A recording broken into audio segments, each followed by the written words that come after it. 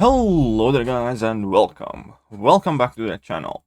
So yesterday I uploaded a video titled 5 reasons to play Marvel Concept Champions, where I talked about the best in the game and why ultimately I am willing to tolerate all the shortcomings in the game, and I ultimately still find it very entertaining and worthwhile to spend my time playing this game.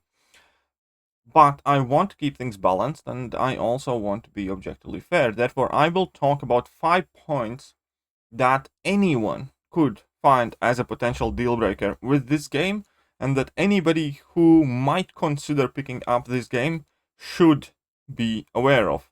Now, some of the points people will care more about, some of the points people will care less about. And again, the most important thing is ultimately I am very well interested in Marvel Concept Champions doing well. Success of Marvel Concept Champions in a very large degree is also success of this channel.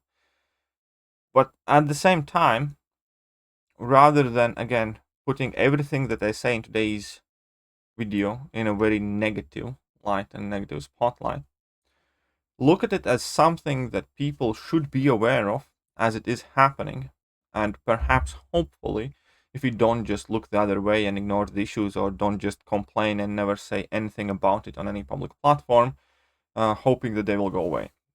These things will not change unless we help them change. Right, so unfortunately today has been quite hard on me, so I will not be able to do all the nice snazzy little effects that I have been recently working on, but I'll do my best to manage here on Streamlabs as I record this all in one take. So let's go over the 5 potential deal breakers. And number 1 is quite obvious if you ask me. It's bugs. Our bugs have bugs. I can't remember when we had a smooth update last time. Every single champion release typically comes with some sort of issue. Every single monthly quest has a node that isn't working, or something just randomly breaks. We have had bugged side events, we have had bugged monthly events, we have bugged permanent piece of content. We have champions who have been in the game for many years all of a sudden get bugged for whatever reason. And well, quite frankly speaking, statistically, this month we can consider we had 4 champion reworks and a side event quest and a monthly event quest. Monthly event quest obviously bugged, side event quest was bugged, and 3 of the 4 reworks upon the time they were launched in the game were also in fact bugged. So statistically, 5 out of the 6 major things that came in this game were bugged. And that unfortunately is not an outlier. That is a daily reality. Playing this game, you can never expect and rely on it to work as intended. Things break randomly. Things do not get fixed for month in and months out, like we have had a persistent charge bug that's been going around for like about half a year. Previously we had a bug with Omega Red that had also gone on for like half a year, so on and so forth. So that is something you need to be well aware of if you want to play this game. That is probably something that you are well aware of if you have been playing this game, and it is something you need to learn to live with, because every time you lose because of bug, or every time it costs you resources or money, it's just incredibly frustrating. That I do not blame anybody who has genuinely thrown the phone against the wall due to the bugs. And that is before we actually start looking at very inconsistent game uptimes, and or the frequency, how often the game goes in emergency maintenance, and the ramification that causes. That is something definitely to be very well aware of. But let's move on to point number 2, shall we? Point number 2 is time. This game takes a lot of time. This game can kind of like be very addictive, but when you start playing this game, you definitely need to count on the fact that you will have to invest a lot of your time in it. Part of the reason why this game wouldn't work on console is because you kind of have to be on it throughout the day periodically. So there are a lot of people who find this incredibly hard to combine with their work or studies or private life, and it is a huge burden. It's kind of like when you pick this game up seriously, it's not only you who is picking it up, it's also those who are closest to you. The amount of fights and arguments that I have gotten in my girlfriend because I just need to go quickly do an Q fight or a W fight, and it's a real thing, and it's a real problem. Also, ultimately, your time is worth very, very little in this in this game. And surprisingly, so is your money. In many games, you would think that you can spend 500 and you're going to be all this jacked up and you have all the coolest stuff. In this game, you can literally drop $500 and it will be a drip in the ocean. $500 potentially might make absolutely no difference for your account. This game is a huge grind that takes months and months and months and years. And there are positive aspects to it because obviously you have always plenty of things to do, but at times it can get overwhelming of how much there is to do and how long it will take you to actually get it all done. And yeah, obviously money helps. If you play this game completely free to play, and that is perfectly doable, there are people who do that, you are at a disadvantage, obviously, because money offers typically are better, and well, money effectively serves as a shortcut in these type of games, in most of the mobile games. But even money here alone, when you're talking about a few $1,000s, will not get you far. It has to be a combination of a crap ton of time or a crap ton of time and money to progress. So that is something to be very, very aware of. We can move on to point number 3 here, and point number 3 is gonna be complete lack of rules. This game literally does the poorest job I have ever seen anywhere explaining interactions and how things are meant to work. And what's worse, Kabam as a company seem to collectively change their own mind persistently. We have a very recent example involving Ghost and Daredevil where Ghost phases and it's not counted as invisibility, but it causes opponents to miss. Now, Daredevil had this Easter egg where Daredevil's blind, therefore he cannot be basically counted by opponents who go invisible. But it was explained by Kabam staff on forums 2 years ago or 3 years ago that Ghost is not going invisible, Ghost is phasing into different dimension. And now we have last month's update where all of a sudden Ghost gets hit by Daredevil, and then it's explained, well, it was 3 years ago, we changed our mind, now basically Daredevil can punch through dimensions or something. The point is, there's absolutely no consistency. You do not know how things are meant to interact with other things, and there are no good sources of explanation released by Kabam. This is how this is meant to be, and all of these interactions should follow these rules. They make rules as they go along, and they change them often, and they change champions often as well. We have had many incidents in past with Sorcerer Supreme, with Domino, with Archangel being able to passive stun up until he wasn't anymore, and all of these things are just completely random. And more often than not, they are not in favor of the player, they're not in favor of the quality of the champion, quite opposite. They immediately pose more hurdles. We have had heavy attack animation speed changes because apparently heavy attacks are never meant to be able to be chained to basic combo. But that happened 3.5 years in, or 4 years since the game had been released, and it was always the case that you could do that. 4 years later, apparently not meant to do that. So as the game's growing, and it is, one thing only in this game remains consistent. It's the amount of bugs consistently increasing, and it's the fact that everything is subject to change, and the things that you think you know about this game might very well not be true a month later.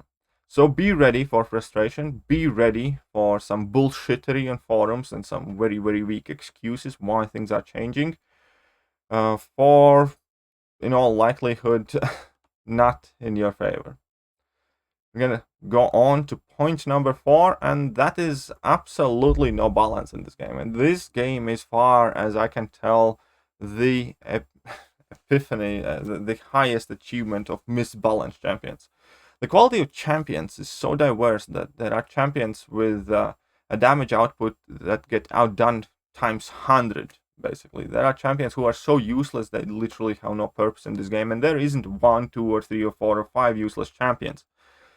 There are a ton of champions that will never ever see any realistic use unless they get reworked. Now, there is a bright side to this because reworks are happening. The bad thing about the reworks is that several of them are awful. Several of them make very little to no difference to the champion, and they go from being completely unusable and completely unplayable to just about unusable and pretty much unplayable. And there are obviously success stories where bad champions have been balanced to being great, but fact of the matter is, even new champions that are getting released, because you'd think that since game is 6 years old, obviously a 5-year-old champion is automatically going to be outdated, and the champion that is released in 2021 is obviously going to be significantly more capable. But that's not the case. Many of the old champions are still holding their own because overall power level, if anything, is kind of like diminishing. Kabam is getting, let's say, quote unquote, smarter. But at the same time, that still keep on releasing a lot of over-complicated duds that are a nightmare to learn to fight against, and effectively largely pointless at the more competitive scene of the game, where they just are not played by anyone because they don't do anything well enough. So that is a very, very big problem with the champion balance. I know Kabam is working on aspects of it, but judging by the champions released recently in some champions in 2020 and definitely several champions in 2021, they're nowhere close there yet. I know that not every champion in the game has to be amazing or insane, but far too many champions in the game are getting released with no target audience, with no purpose. Pointless. And that is especially hurtful when you consider that that often costs money. I forgot to put the scale on there, but there we go. That's meant to represent the balance. Right, and then we have two more things actually to talk about. I said it's going to be 5 points, but I forgot to attach one important talking point here, so there's going to be a bonus point this time. But let's move on to point number 5, and that is loot boxes, and the fact that this game, in its essence, is gambling. Whenever you choose to play this game, and especially when you invest your resources in it, when you spend some money, much more so than your grinded resources, you are gambling. You are subject to random number generator. And fact of the matter is that it is a very, very dangerous and a very, very controversial topic, especially now. Several countries have already outlawed these loot boxes, and many games like Marvel Coins of Champions that effectively utilize these loot boxes. Now, fact is that this is a fairly new thing and fairly new problem, and it's extremely unregulated, unlike gambling industry. But make no mistake here, this game where you spend $100 to buy an Odin, to open some crystals, is no different from going to bookies and gambling. It works exactly on the same parts of the brain, on your dopamine levels, on excitement, hoping to pull the jackpot, hoping to get lucky. And unfortunately, Kabam isn't exactly very upfront with how things are functioning in this game. And what do I mean by that? The great example here is the spinning wheel that is under crystals. Now, in that spinning wheel, you can see a plethora of 6-star champions, for example, or 5-star champions that are ultimately the things that you are hoping for. That's ultimately the jackpot. But then it always ends up on a 3-star, or vast majority of the time. And the reason for that is because that wheel effectively has nothing to do with the probability, and it's not representative of any chances. And Kabam obviously have said that, but they still continue to use misleadingly stacked wheels where it looks like you're always just one click away from a 6-star. Where it looks like every next time you open a crystal, you might get that lucky pull, where you're just slightly short of getting a jackpot. And that's just one of the things. There are many, many different similar things that aren't technically illegal, but the only real reason they're not illegal is because there is no regulation for it. And that maybe they're not illegal, but they're definitely very, very questionable. And if you pick up this game or any game that involves mobile loot boxes, you need to be very, very, very careful not to get addicted. I might make a separate video talking about gambling in video games at some point later, because it is a very important subject that I want to discuss, which also has affected me personally, where I ended up spending the money that I didn't have because I just wanted the new champion. And that has caused significant problems at a point in my life as well. But anyways, point is, you have to be very, very careful when you play this or any other game that has these loot boxes, that has a significant aspect of money involved.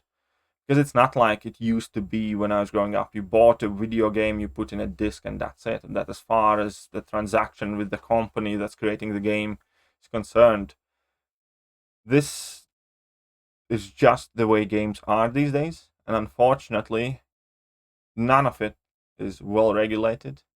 And it's a bit like a Wild West out there in that sense. And the last point that I want to quickly mention as a point of criticism is definitely this game has one of, if not the worst, support systems. There is not a phone number. You are never going to be able to speak to anybody on the phone if you have an issue or if you have a problem with purchase or anything of the sort. You need to use their support ticket system, which is frustrating and often impossible. There are dozens and hundreds and thousands of examples where people send in a ticket with a problem and gets automatically closed. They get automatically generated response. And eventually, after you have tried 10, 15, 20, 30 times, possibly something works, and possibly sometimes you end up speaking a human being who, by the looks of it, has never actually played this game, misunderstands what you want and closes the ticket manually. I don't know what the percentage statistics are about how many tickets are actually resolved favorably to the person who's handing them in, but it can't be high. Because again, from my personal experience and experience of people that I have spoken to and my teammates and everybody else, it's borderline impossible to get help from Kabam. And yeah, it's something that you need to be aware of, that if something does go wrong in this game, like with your transaction or some bug, which are very, very frequent, chances are you're gonna have a living nightmare to be able to address it. Or you're just gonna have to forget about it and move on if you get charged twice, which has happened. For instance, you buy a $30 deal and get charged twice. It's borderline impossible to deal with these situations often. Or if Kabam has a bug that causes you to lose items worth of, I don't know, $50, or just kicks you out of the quest in an important moment. None of that is streamlined, none of that is working well, and the support system this company has in place is woeful. It's probably one of, if not the worst, support system channels that I have ever had to deal with, whether it's to do with a game, whether it's to do with an online purchase, whether it's to do with anything else. It's crazy. But that is about it. So those are the things that could be potential deal breakers. Please do remember that ultimately I am dedicating my entire YouTube channel to this game, and I either made my peace, or at the very least I'm very, very well aware about the shortcomings of this game, but still actively choose to play it, because in my mind, somehow, for some reason, the benefits and the positives of Marvel Construct Champions outweigh the negatives. For now. It's not guaranteed to stay that way, but for now. Hope you guys enjoyed today's video, and apologies for lack of editing on this one. Again, I have a quite harsh day, but yeah, I'm gonna catch you guys later. See ya.